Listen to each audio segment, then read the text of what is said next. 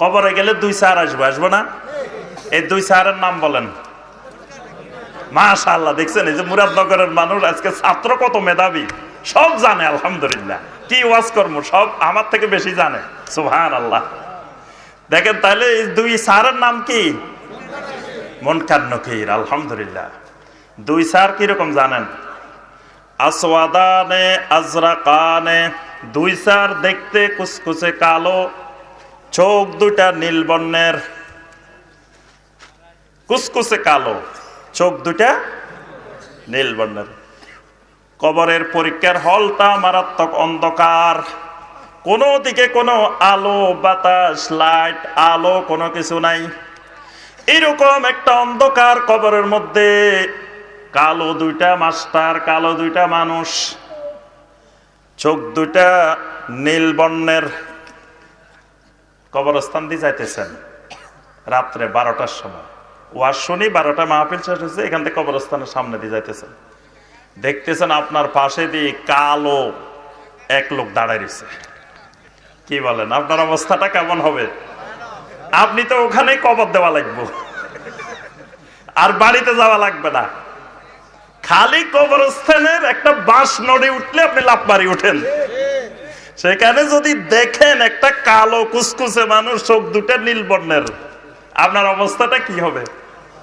সেই কবরের ভিতরে এই 2 জন ফেরেশতা আসওয়াদানে আজরাকান। আবার এই 2 স্যার কি খালি খালি আসবে? হাতে বেত থাকবে না?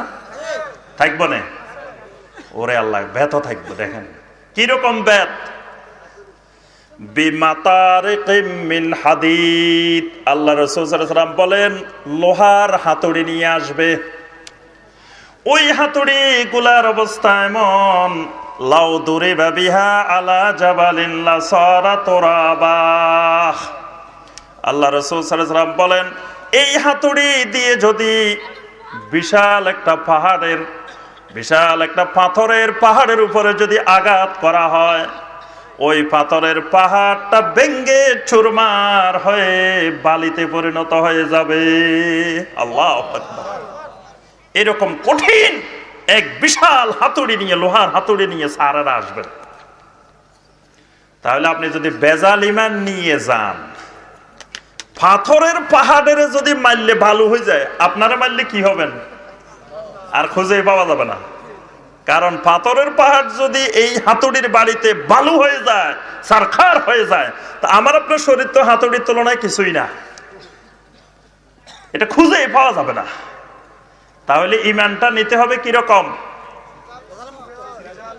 শিরক মুক্ত, ভেজাল মুক্ত, বিশুদ্ধ ঈমান নিয়ে কবরে যাইতে হবে। কারণ ওই স্যারেরা পরীক্ষাটা নেবেন কিসের উপরে?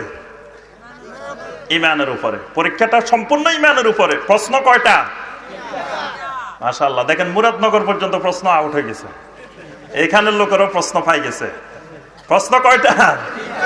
মার রাব্বুকা ওয়া মা দীনুকা ওয়া মান নাবিয়্যুকা। প্রশ্ন তো এই 3টাই নাকি? আচ্ছা শুনেন, প্রশ্ন কয় সেট নিয়ে আসবে স্যারেরা? কি বলে? এক সেট। একটা হানাফি সেট, একটা মালিকি সেট, একটা হাম্বলি সেট, একটা শাফি সেট, একটা সিস্তিয়া সেট, একটা কাদেরিয়া, একটা নকশবন্দিয়া, একটা মুজাদ্দিদিয়া, একটা সিস্তিয়া নিজামিয়া, একটা সিস্তিয়া সাবেরিয়া। কি বলেন? একটা আহলে হাদিস, একটা লামাযহাবি, একটা ওয়াহাবি, একটা সুন্নি। কি এরকম আলাদা আলাদা আছে? কি বলে? সবার পরীক্ষা একটা, একই প্রশ্ন। আল্লাহু আকবার। কয় কি? যদি সবার পরীক্ষা একটা হয়, তাহলে এখানে এত ফেরকা কেন? পরীক্ষা যদি একটাই হয়, একই সাবজেক্টের হয়, একই রকমের হয়, একই কোশ্চেনে হয়, তাহলে আমাদের দুনিয়াতেও সবার পড়ালেখা, সবার গন্তব্য, সবার ক্লাস একই রকম হওয়ার কথা। কি বলেন? স্কুল ভিন্ন ভিন্ন হইতে পারে।